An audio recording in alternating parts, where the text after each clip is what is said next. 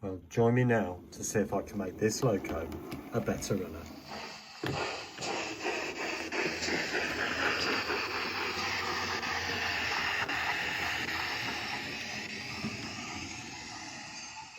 Well, good afternoon and welcome back to Piccadilly Sidings.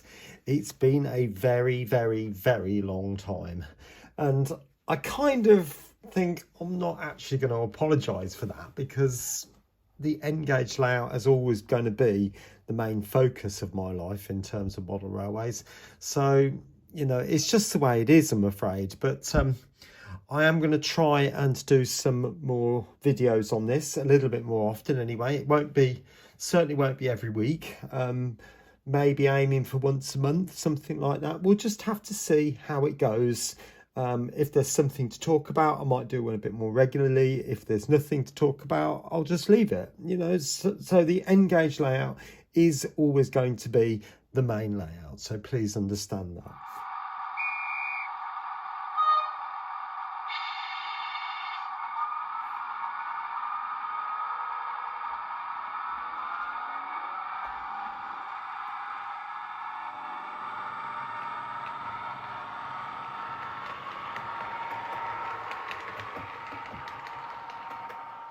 Right, I want to see if I can do anything with this.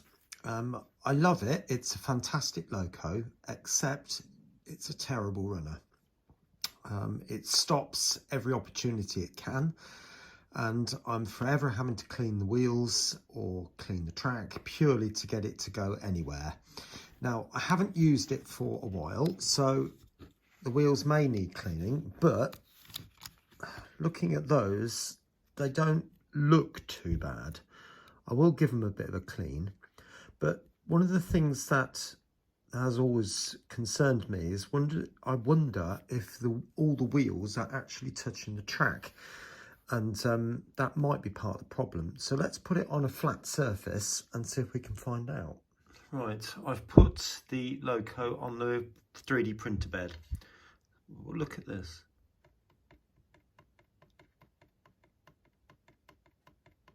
Can you see that? This wheel, this one, and the opposite side are low. So let's get it apart and have a look. Now, I'll be honest, I don't know whether this is going to work, whether it's going to make any difference or not. So it might, but you know, the loco's out of warranty now. Just moving the light a little bit.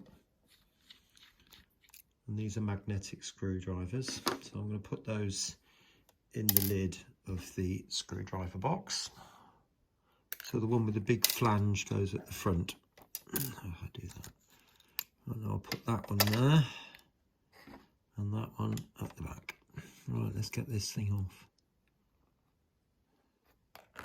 Now, it's possible there's some debris in there.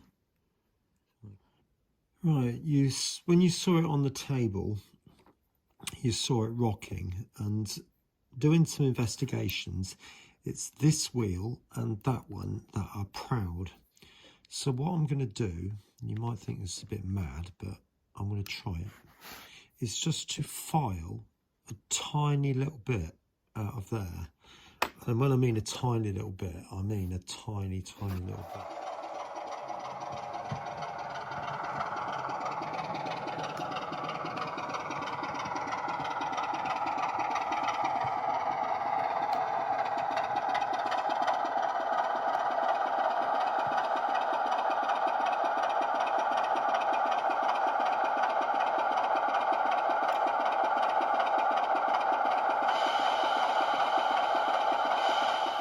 Right, that was a little bit tricky, but I've managed to get the wheels back in,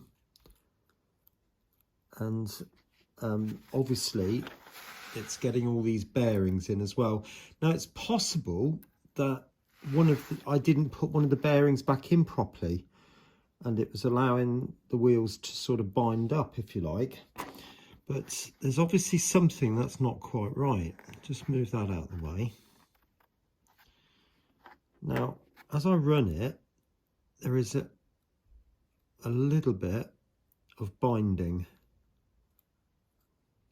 and I'm wondering, could it possibly be coming from these rails here?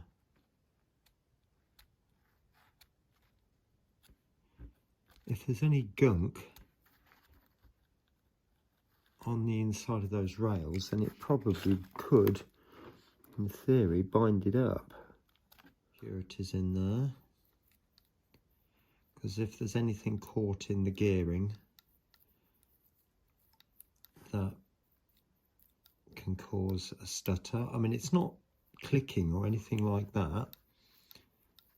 When it does run smoothly, it runs very smoothly. There's no question of that. Now, the oil I use is this Expo stuff, which I got from my local model shop. And I'm only going to put a tiny little drop.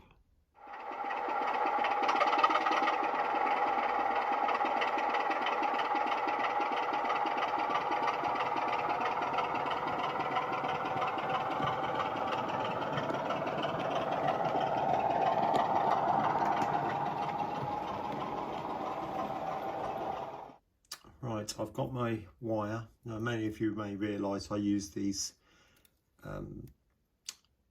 connector blocks, which you can literally just pull out like that, and then the layout's got that male connector, so I literally just pull those in, so I can use the controller with other things as well. So now the controller is on, so that should just go now.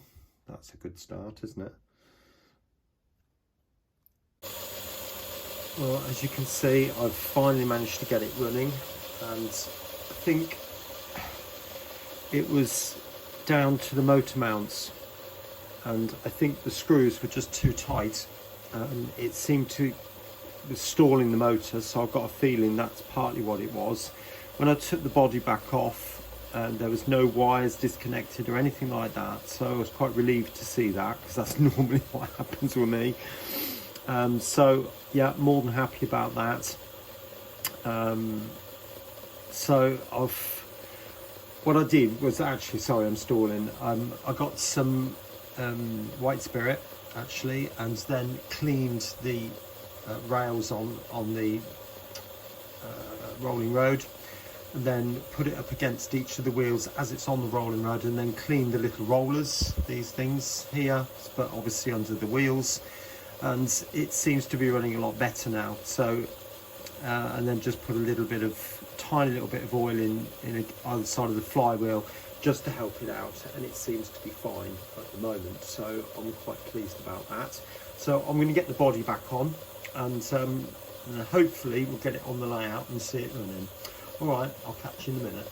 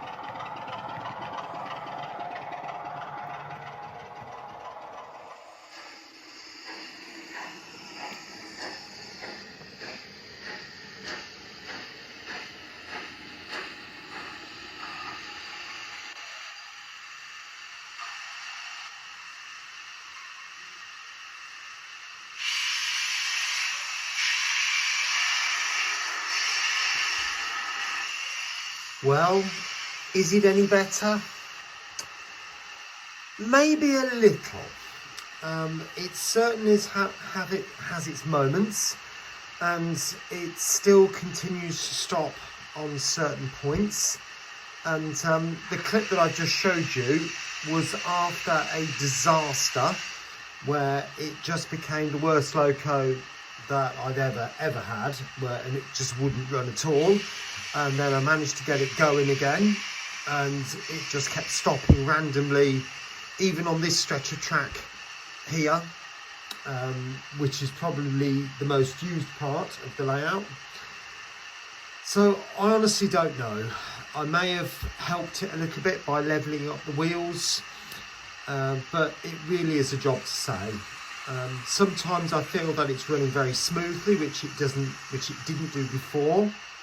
So maybe there has been a little bit of improvement. So we'll just have to wait and see. I hope you've enjoyed it, and I'll see you again really soon here on Piccadilly Sidings. So you just take care of yourself. Bye for now.